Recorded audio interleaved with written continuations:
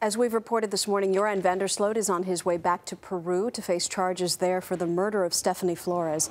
It was 5 years ago this week that he became the chief suspect in the disappearance of another young woman, 18-year-old Natalee Holloway, in Aruba. He was never formally charged in that case. Joining us exclusively from Birmingham, Alabama, are Natalee's stepfather, Jug Twitty, and Carol Standifer, who is a close friend of Natalee's mother, Beth. Good morning to you both. Good morning. Good morning. Jug, you are married to Beth, Natalee's mother. How are you and she and the whole family feeling about the developments in Peru?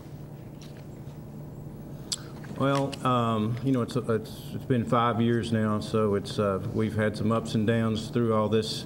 But you know, first of all, my thoughts and prayers go out to Stephanie's parents, and I'm happy that they have caught Joran, and hopefully the investigation and they go through down there, they will do a much better job than they did in Aruba.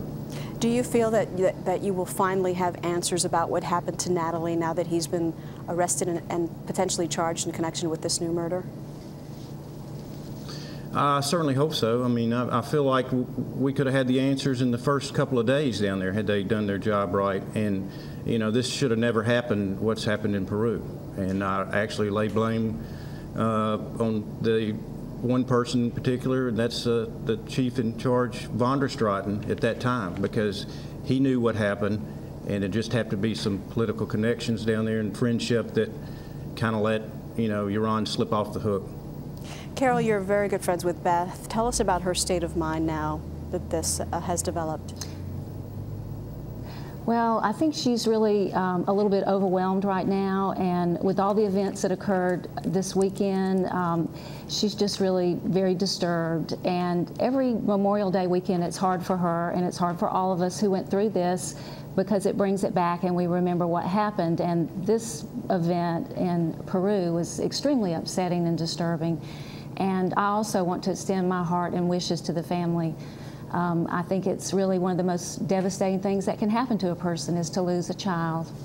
Even if he does not provide answers about what happened to Natalee, will you and your family, Jug, be satisfied if he is put away in connection with this murder? Will that be enough?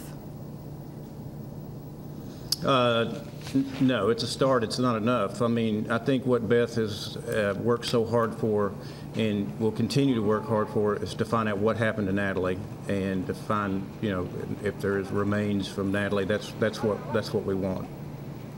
And lastly, are you surprised to find out that the FBI is also charging him with extortion? Allegedly, he accepted money to reveal the location of Natalee's body, which turned out to be false information. Carol, does that surprise you? Nothing in this case surprises me. There's nothing that could happen that would be shocking, because we've had such unusual events happen throughout the last 5 years. Well, I hope that you all finally do get some answers. Carol Standifer, Jug Twitty, thank you so much. Thank you. Thank you. Thank you. A lot happens early on The Early Show, weekday mornings on CBS.